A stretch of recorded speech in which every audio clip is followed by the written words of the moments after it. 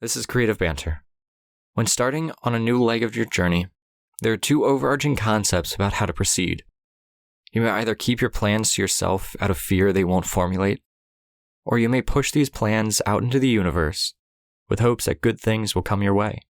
Now that student teaching has come to a close, I wonder which of these options is best for me. Do I commit to the habits I need to build in order to best walk down this new path? Or do I keep my plans to myself, fearing that by saying them aloud, I will no longer have the motivation to pursue them? Ben and I walk through these questions and more as we discuss virtue signaling, the concept behind Ben's seasonal trips, building habits, and perfectionism. Let's dive right into it, shall we?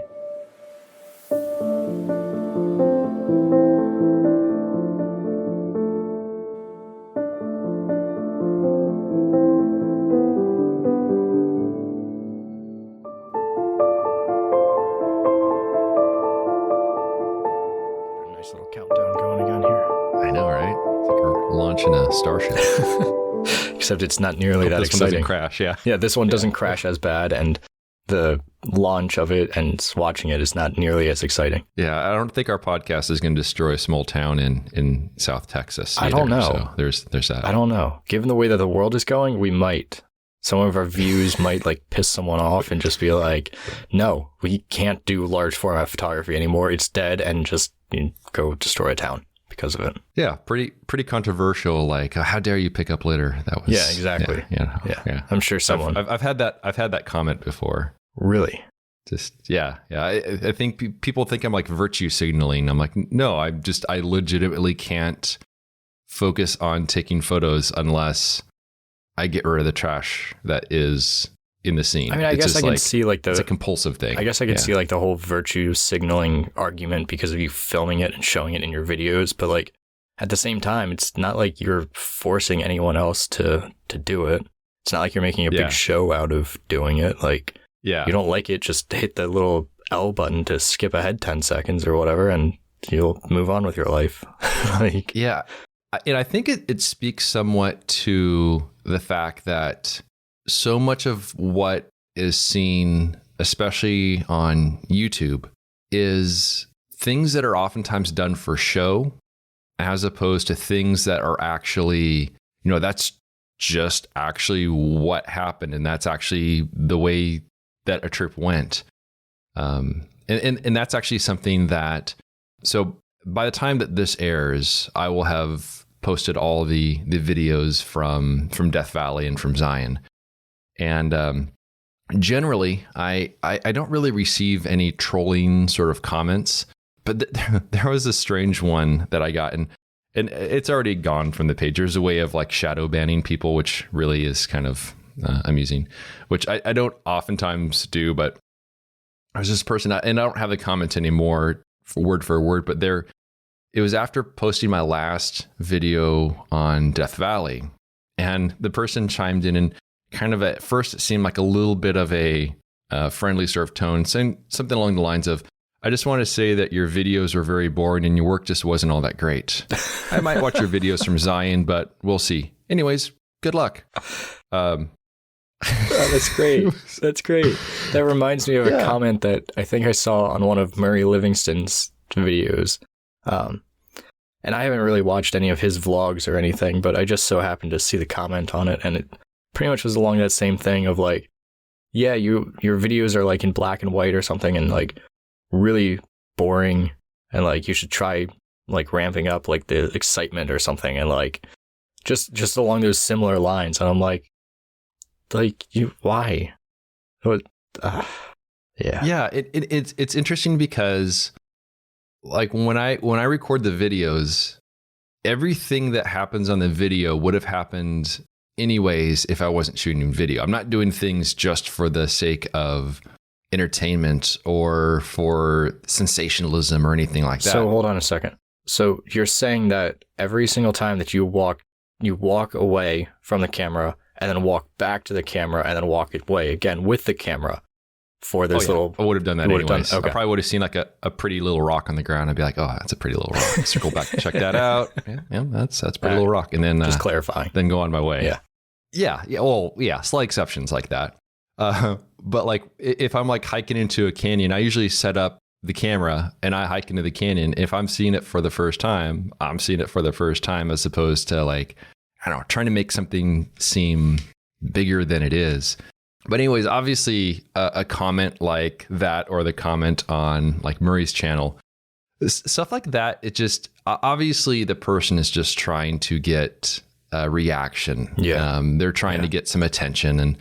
But I was also reminded of something else. So on a previous episode, I talked about how I had been going through the list of people that had liked some of my recent photos and scrolling all the way down to the list and looking at the people that I wasn't already following, then going through and checking out their portfolios and anyone that looked like there's a lot of really talented artists. I'm like, I've not heard this person before. I want to see more of their work.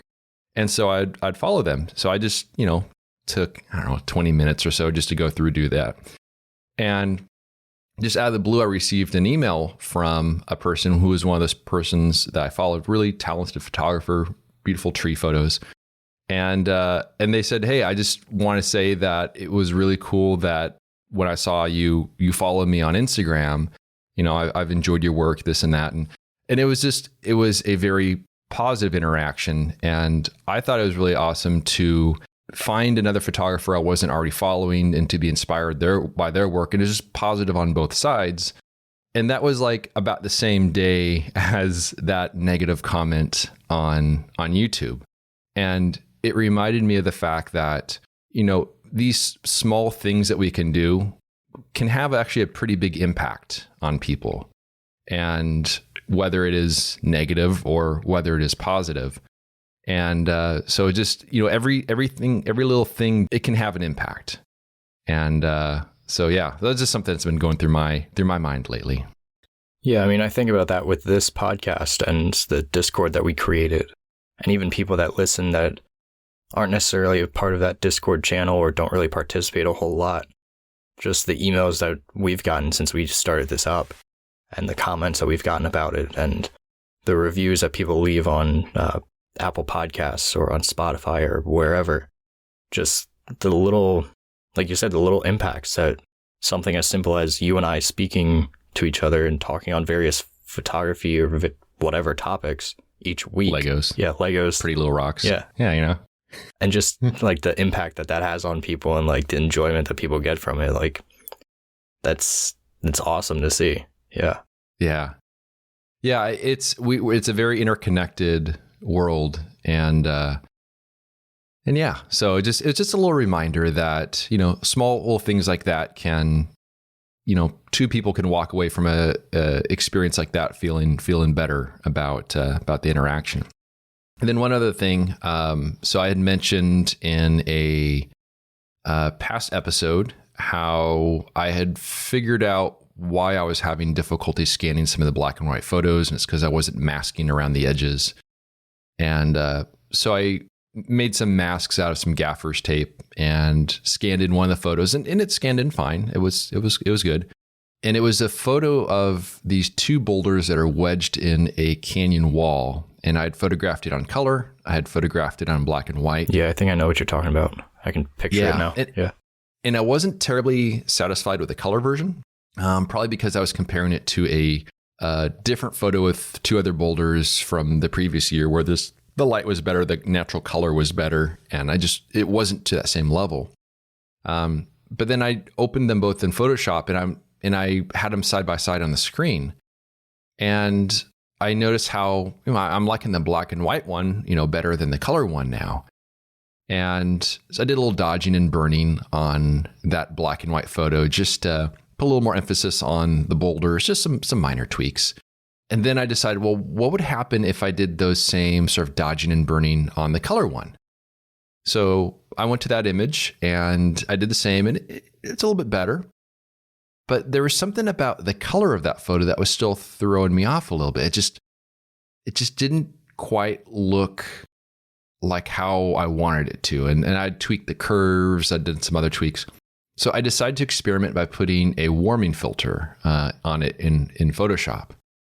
And it certainly warmed it up, but it also made the color a little bit muddy. So I turned off that layer. And then I tried a cooling filter, which actually had kind of an interesting look to it. It wasn't super natural, but it was decent. But then I had the idea, well, what would happen if I turn on both the warming and the cooling filter at the same time? Just a little experiment. Yeah. And when I did that, it actually helped the image. And it made it more so what I was envisioning. And it was an odd little experiment, but it's just another one of those little tools in tool belt. And I tried it on another image I had from the trip as well. And there's something about doing the warming and the cooling at the same time that softens the harshness of the image. And I think it also has a tendency to separate the colors a little bit more. And so it was just a really fascinating little experiment and something I hadn't tried before, but it actually worked out pretty well, enough where I'm actually okay with that photo and it's on my website now. It's not as good as the other ones, but it's decent. I can hear all of the little YouTube comments right now of, oh, why shoot film if you're just going to mess with your image like that in black and white or in Photoshop? Yes. Yeah. There's some odd arguments when it comes to that kind of stuff, but people say, why shoot film if you're just going to scan it? Oh, it's because I want to scan it. Yeah, exactly. Like it's because I enjoy the process up to that point, and realistically, I don't feel like spending a boatload of money to work through printing color photographs in the darkroom. Like, not exactly my cup of tea, and not necessarily something that you have the space to do either, especially when you're trying to do, hundreds of prints for your box sets. Like, oh yeah. That would Could be you imagine pure that? insanity. Yeah. There's no way. No way, no. You're familiar with my friend Shane Dignam, right? Yeah. We've talked before a little bit. Have you seen the enlarger that he purchased a little while back? I think I saw the video of him picking it up. Yeah. That's exactly what I'm referring to. Okay, yeah. Yeah, when you have to put it on a flatbed trailer and then drive it a couple states, way back home. That's the reason I don't do darkroom enlargement prints, because first of all, I don't have space. Well, I don't have an enlarger like that, but also I don't have I have nowhere to put it. Yeah, I don't have ceilings that high. Yeah, it's especially insanity. when it comes to like an 8x10 enlarger. Like, oh yeah, that's where the problems really come in. Like 4x5 enlarger, okay, that you can work with that. Like, get an Intrepid enlarger or whatever, or even a standalone one. I mean, they're expensive. They're like, I think you're looking at close to $5,000 for a 4x5 enlarger. That's brand new, but still. And then add on top of that all of the other supplies and the space, and you get really expensive really quick for just making some prints. Oh yeah. Like I said. Yeah. And I think the one he has is it's 10, 11 feet tall, something like, I mean, it's a monster. Yeah. Cause isn't he like building out his own little, his own studio? Darkroom, Yeah, exactly. Yeah. Just specifically for this. And it's only for black and white as well. It's not like he can do any of his color work with it. So you're already limited, and you already know that whatever color work you do is going to be scanned in, drum scanned or however, and then printed like inkjet or whatever. But yeah. Exactly. Yeah, I've considered the darkroom thing, and I know we've talked about it. I think last episode we talked a little bit about it, but it's something for the future to consider, but I don't necessarily see myself going down that route anytime soon. I don't think I'll ever go down that route. That's just, to me, that is, it's very impressive when people can do that, when they have that skill set. But I have no desire to take that on. For me, the thrill of going out and finding subjects and exposing the film, I mean, that's great. I love that. But once I get home, just the fact that I can do everything in-house in a very small space and then get the quality and the consistency that I want without that extra huge learning curve involved. I don't think I'm ever going to go down that road. I mean, I already struggle enough just like developing my film and scanning it in and going through that digital process. Like, once the photograph is taken, like, I have a side of me 6 sheets of film just sitting in their holders that need to be developed that I haven't, and they've been sitting for maybe a month. It's just not something that I am very ambitious for. And of course, like extenuating circumstances like the student teaching and all of the other stuff that I have on my plate right now. But still, it's one of those deals of like, I have photographs from September, October, probably earlier than that yet, that I haven't truly edited, haven't posted on my website or done anything with, just because I don't have the motivation to do it. But yeah, so I mean, I could only imagine how much worse that would be if I was printing everything in a darkroom too. And not to mention, if you're doing that, then I'd really want to be selling prints even more and trying to go down that route. Yeah, exactly. Yeah. Investing all that additional time and all the other expenses that are associated with it. Yeah. And then trying to do like the folio ideas that I have in mind right now. And it would just amount to a ton of work. Like I've read stories about how Ansel Adams was in his darkroom more than he was out photographing, especially towards the later years. And like that he was spending weekends just working on a single image, like just to get the print right. That's not exactly something that I have a ton of interest in, at least not right now.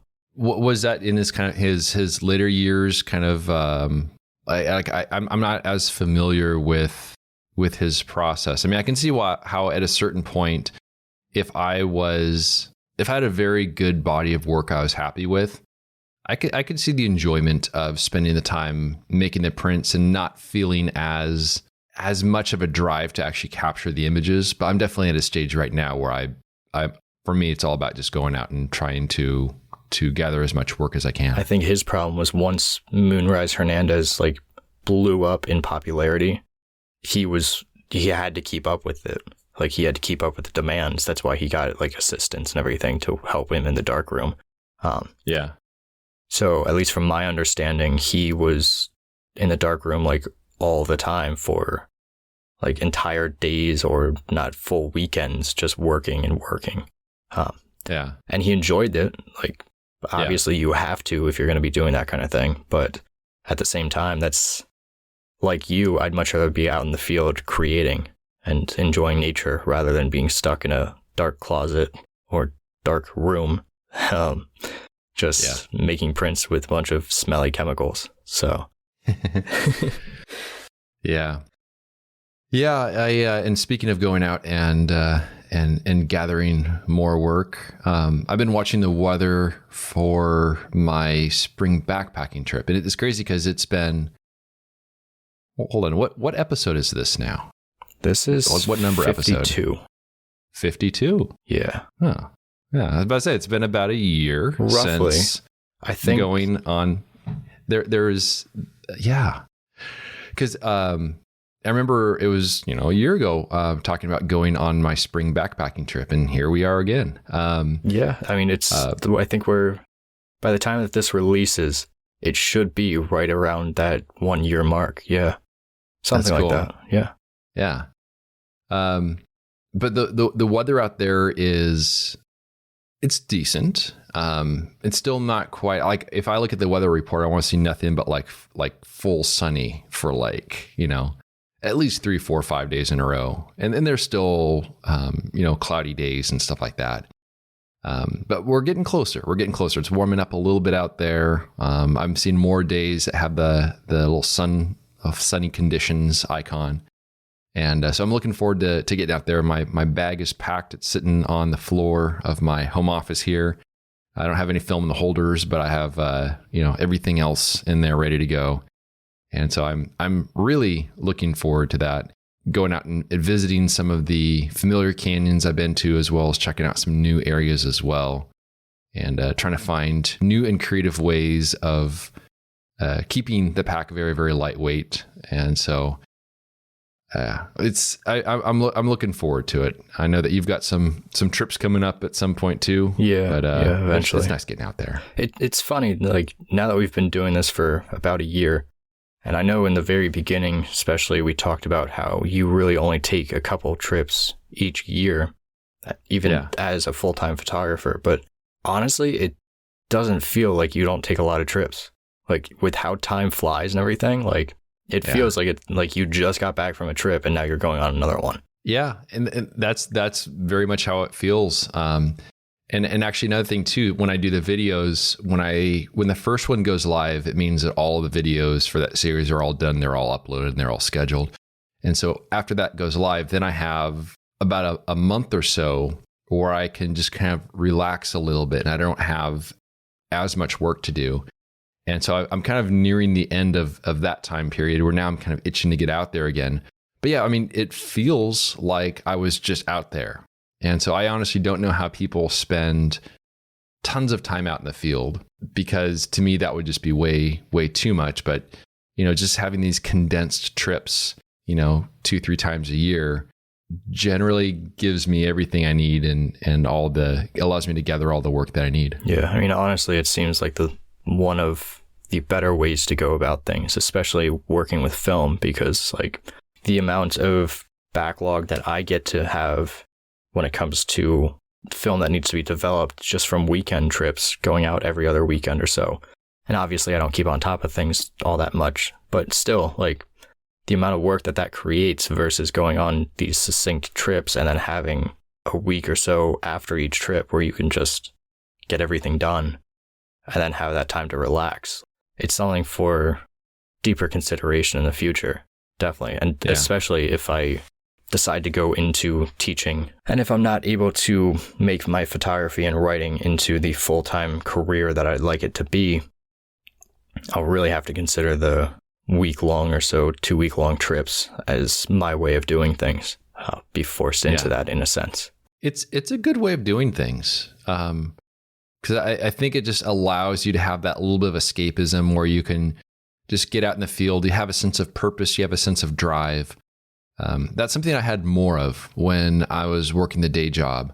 When it would be, finishing up work on a Saturday, then knowing the next morning or maybe Monday I'm taking off for a week. There's that changing of the guard kind of a thing where I'm going from my day job mentality to now I'm off on the trip. And I think it would make me feel an even greater sense of gratitude to be out in the field again. I remember in the early days of going on the trips to Zion, where there's one day I was hiking to Subway. I was kind of on the trail, maybe about half hour into the hike.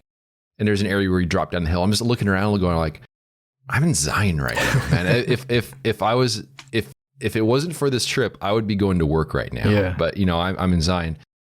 And I do miss having that sense of realization, because now it's a little bit more of, oh, I'm in Utah again. Yes, but I was just here not long ago. It's kind of becomes a little bit monotonous in a way. Not that it's a bad thing, but it doesn't have quite that same change of roles compared to switching between the day job and the photo trips like I had before. Yeah, all of this is something that I got to start considering as I figure out my next move, because by the time that this episode goes live, I will have been done with student teaching. That finishes up next Thursday is my last day. So I have about 5 more days of being in the classroom with these kids, with this school. And then I graduate next Friday. And then I'm off to hopefully get my certification. And how long does that take? It's a matter of spending the $200 for it, because of course they have to get you somehow. Yeah. And it depends on how many applications they have that are sent in, and they just have to go through and review everything, make sure everything is good with the college. And okay, so it's just kind of going through stuff that's already submitted and that kind of a thing. Should already be in place, definitely. So I mean, a month, 2 months, something like that, before the next school year starts up. And if something happens where I get like job interviews here or there, it's just saying like I have an on-track record from my college that's like, yeah, I am good to go with everything. It's just a matter of waiting for the state to give me my certification. Yeah. So I have a couple applications out, 5 or 6, 7 maybe. But oh wow, It sounds all like in it the, sounds in like the, a lot, in the but it's really not. Is it kind of all in the general area where you are? Or? Yeah, for now, just because of my girlfriend and wanting to continue living at home to save up money before I make my next move of going wherever we end up going. Yeah. Figuring all of that, but that's something that I want to kind of, as much as I don't want to push that down the road, realistically, I have to, because, everything's expensive and trying to move out on your own is not as easy as it may have once been. Yeah. Oh, yeah. I mean, I can imagine. I mean, so many things these days, so many of the like milestone sort of things, whether it's, renting a place, buying a place, cost of weddings, cost of cars, everything these days. It's crazy. Yeah. I don't know how people do it. It's got to be very intimidating just seeing a wall full of stuff like that. Yeah. I mean, the fact that my parents were pretty much married and having me right around at my age, like, that's crazy. I cannot imagine being in the same shoes as them and going through the same experiences as I am right now. Yeah. So it's an entirely different world now, Oh, which absolutely. is crazy. But I got to figure out what I want to do next, if I get any interviews with different schools, or if something happens where I just don't get a teaching position for the first year, then figuring out what I'm going to do for money over the summer and in the meantime before I eventually embark on teaching, if that's the ultimate route. So yeah, well, there'll be some exciting times ahead. Oh, absolutely. Yeah. But yeah, that's always the part of life where it's like, all right, well, I know something's going to happen. I don't quite know when, don't quite know where. It'll have a big impact on things later down the line, but I think it's a matter of just kind of going with the flow and seeing where it all takes you. Yeah, it's the scariest part though, for sure. Just because like I said, I have no idea what is going to come of this. Like I said, I graduate in 5 days. By the time that this episode is out, I'm already done. So it's it's terrifying. It is. I very much remember those days of because you're in a very structured environment throughout school. Mm-hmm. Yeah. And then once you're done, it's kind of like, all right, well, here you go. The whole world out in front of you, and that's the best now. Now you're just. It's like when they're like releasing some sort of like animals into the wild. They lift the little gate from their little carrier. They kind of look around. They're like, oh. And then they go their way and they find their spot. So yeah, I'm the little animal in the carrier that's looking back at the animal handler like, are you serious right now? Like, what? No, take me back. I was comfortable. I was good. Yeah. So I'll start limping a little bit like, my paw's hurting me again. Oh man. Geez, Go like run into a tree. I have a concussion. Take me back. But yeah. One of the things that I've heard many times, and I found to be true, and this could apply a bit to your situation, but also it kind of relates to something that I've been doing as well. Is that I've heard people say that if there's something that you have an interest in, if there's something that you want to pursue, that you should just kind of put it out there in the world, and oftentimes doors will open as a result of that. And I had mentioned, I don't know, many episodes back on this podcast about how I was thinking like, maybe I want to get like a good bike, like a good road bike. And so I just kind of put that out there. I literally put it out there on Instagram, just like a picture of a bike and a story saying, hey, I wouldn't mind having one of these. And then a buddy of mine who has had a lot of bikes through the years, he has a extremely good road bike, and that he is moving on. I guess he has some other bikes. He has plenty of them. And so he says, hey, maybe if you're interested, I'll sell you this one. So on the way back from my spring trip, if everything works out, I should be picking up a bicycle that I'm buying, which is a pretty awesome bike. Nice. It was a top of the line bike from a couple of years back. And so I am very excited to go on the spring trip, but also to have, to come back to town with the bike on the bike rack. So it's just kind of evidence that if you put things out there, things can happen. So I do think that's something I very much do believe in when it comes to that kind of thing, because somehow the doors just have a tendency to open themselves. Yeah, one of the things that I want to do, and I know I talked about it in past episodes, especially recently, was the whole publishing a weekly article. Yeah. And the general idea, without giving too much away, but I have this whole plan just loosely sketched out for how I could foresee the next 5 years of my life going, just in a general business sense with photography and with writing. Mm-hmm. And as part of this is the weekly articles and the monthly newsletter that I'll be kicking off probably towards the end of this month. Mm-hmm. With these articles, the idea is to focus more on like the mental health side of things, the connection of finding meaning in nature and in creativity, and that conjunction, mm-hmm. and kind of building up an audience and building up a collection of written works that surrounds that topic, that general idea. Yeah. Which is kind of what I've been doing with my writings for the past year or so, especially with writing for On Landscape. That's really been like my kind of guinea pig, so to speak. And then I came up with these grander ideas for it. But mm-hmm. one of the things that I've been trying to do, besides read a ton more, like last month, I think I read 5 books. And I have 1 book finished so far this month, with another one that'll be starting tonight. And one of those books mm-hmm. that I read, the one that I just finished, it was Atomic Habits by James Clear.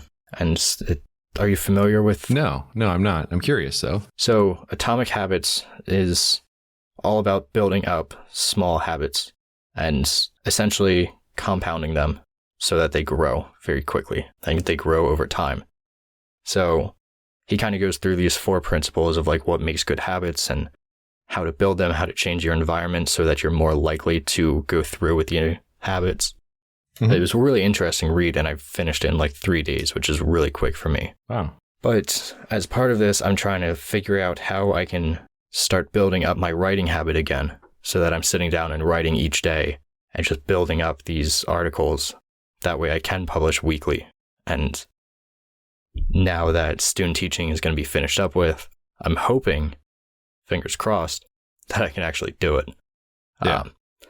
Because that's always been like the biggest difficulty for me, is like I have all these ideas, I have these article topics that I want to write about, but sitting down, forcing myself to stare at the blank page is very intimidating and very difficult. So how do you think you're going to change that? It's going to take a lot of just pushing myself and like sheer willpower at first. Mm-hmm. But I need to figure out some kind of like almost incentive to like behind doing it. Because obviously like the whole point with my articles is to help other people. And in a sense, I'm writing to my younger self. What is the stuff that I would have liked to have read and to be told back when I was really struggling through like mental health at first?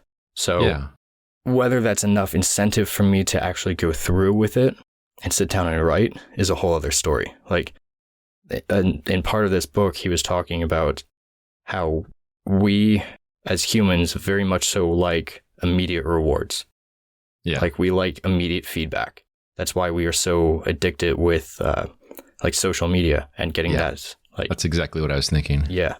That whole idea of if I post a photograph and it doesn't get this amount of likes in this amount of minutes, then I'm going to delete it and try again later when the algorithm or whatever is going to be better.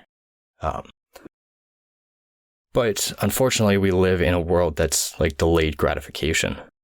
And like the idea of you go to the gym for X amount of days and you want to be built like Chris Hemsworth, but it takes years for that to happen. And steroids, but that's a whole other story. Yeah. So trying to figure out like how can I incentivize myself and get into this mental habit of I'm going to sit down here and for an hour or even just a half hour to start, I'm going to write. and I'm going to write on whatever topic comes to mind. And one of the other things that he said about doing was that what he calls, I believe, the 2-minute rule. And the 2-minute rule states that whenever you want to build up a habit, you go for it and you do it, but only for 2 minutes. And so one example he gave was someone that he knows who lost like 100 pounds after a couple years or whatever of going to the gym. But he started off with this 2-minute rule. And every day he went to the gym for 2 minutes. He did whatever he could at the gym for 2 minutes. Then he packed everything up and he went home. And eventually you start to build up this habit. It sounds stupid. Like, why would you go to the gym for 2 minutes? Right. Yeah. But what you're doing is you're telling yourself, all right, all I need to do is show up. I go there, I do whatever I can for 2 minutes, then I go home. And then eventually you're going to get into this mindset of, I'm already here for 2 minutes. Like, I'm here. Why am I not just working out? Yeah. Why am I not doing more? And then you start to build up on that. And that's how that habit starts to really roll and snowball. I think that might be one of the ways that I kick things off is just, all right, I'm going to wake up in the morning at this time, or I'm going to do it at night. I'm going to set a timer or an alarm for like, say, 8 o'clock at night. And every day at 8 o'clock at night, I'm going to go to my laptop, I'm going to open it up, I'm going to write for 2 minutes. Then I'm going to close my laptop. And that's it for that night. Do it for the next day. Do it every single day until it gets to the point where I'm like, all right, well, I'm already here. I'm already starting to get into the flow of things. Like, let's just keep going. Yeah. And just build it from there.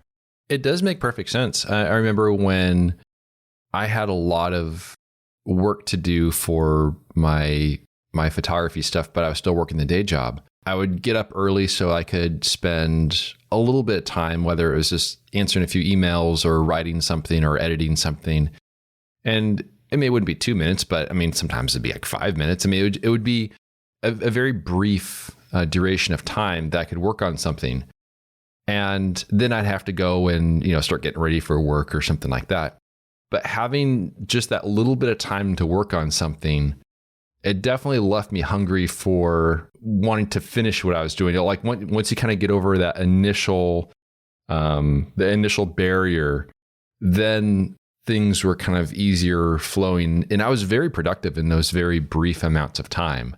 And yeah, so I definitely see how, since we are very much creatures of habit, just doing things that will help to reinforce those habits, good ones that we actually want to have. I see how that would definitely be beneficial. Yeah, I mean, it's very similar to, there's an actual name for it, but I can't seem to find it right now. The 15-minute rule is what a lot of people consider it, where you pick one task or activity like studying. It's really big in college for when you're trying to study, is setting a timer for 15 minutes and studying for 15 minutes and then giving yourself a break, or doing it in 10-minute intervals. So 10 minutes you study for, 5-minute break, 10 minutes you study, 5-minute break, and doing that repetition, because then you're already in motion. That 10-minute timer goes off and you just reach over, snooze it, and you keep going because you build up that consistency and that flow state, essentially, that you get into. So that's something that I gotta start working on now that I have the background knowledge from having read this book and watching little videos here and there or whatever from various people. But So when you're writing, what is an ideal environment for you in terms of when you feel you're most productive? What type of environment is it that you're in order to sort of get into that flow state of being cohesive with your writing and being productive? One of the big things that I did when I was more on top of my writing, and something that I'll also probably work on doing, is I'd plug in my earbuds and I'd put on some like classic jazz or something, just real low in the background kind of noise. And having that disconnect from the world and having that music in was helping me to just be able to sit at my desk and realize, all right, this music is on, it's time to write. And so I think that might be another thing to do. At the same time, I'd also love to have a little dedicated space where, okay, this is where writing happens and nothing else happens here.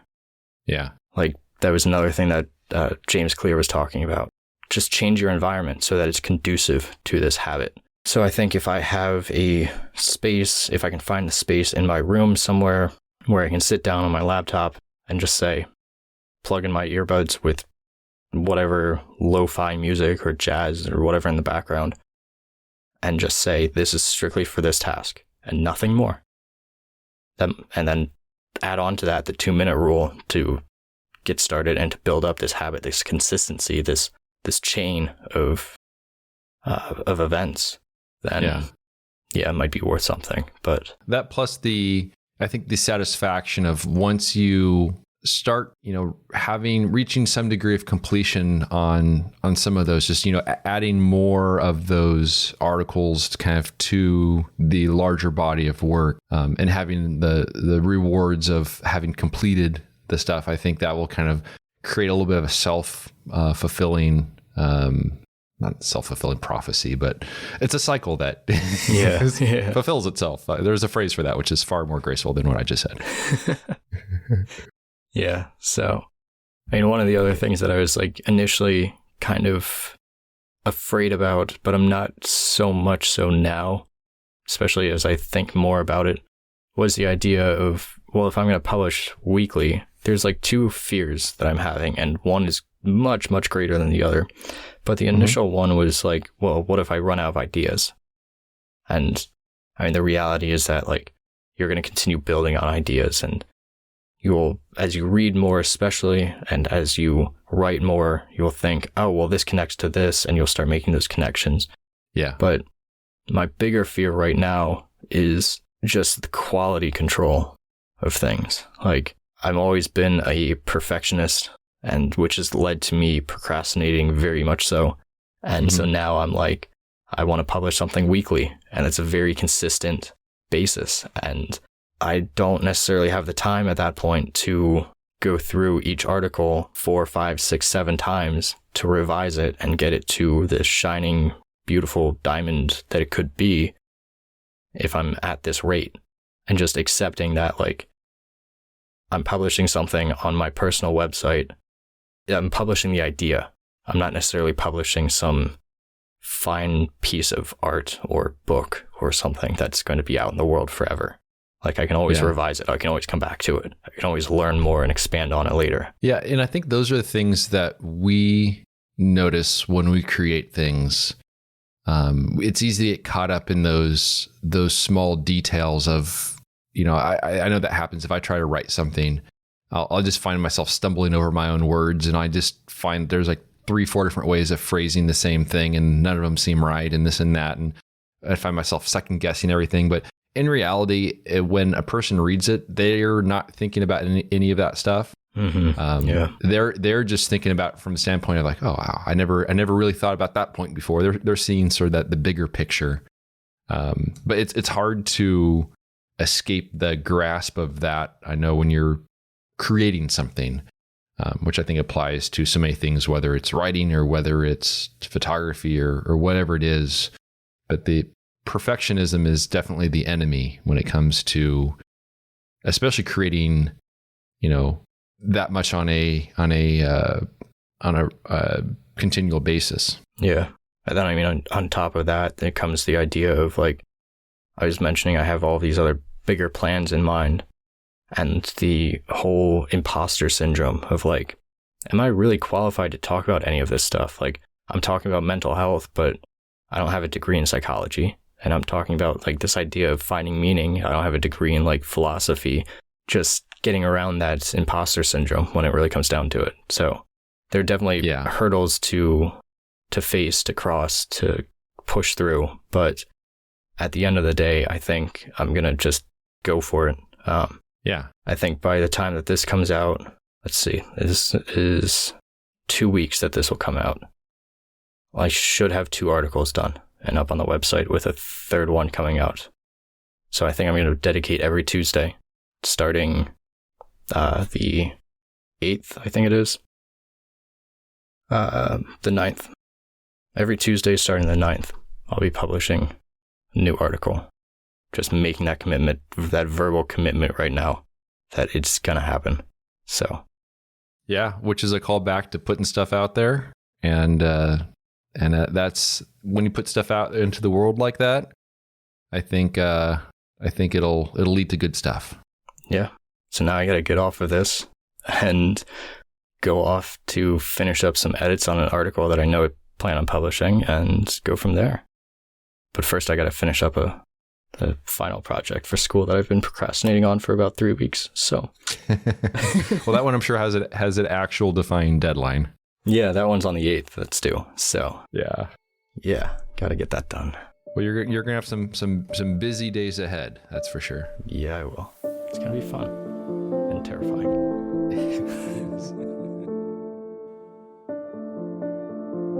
I hope you enjoyed our creative banter. You can learn more about Cody's work by visiting his website, codyschultz.com. And you can find my work at benhorn.com. For further discussion, join us at patreon.com/creativebanter. It's a place where we can interact with you, the listener. And although we greatly appreciate those who contribute by joining a tier, discussions are open to everyone, whether you're a paying member or not.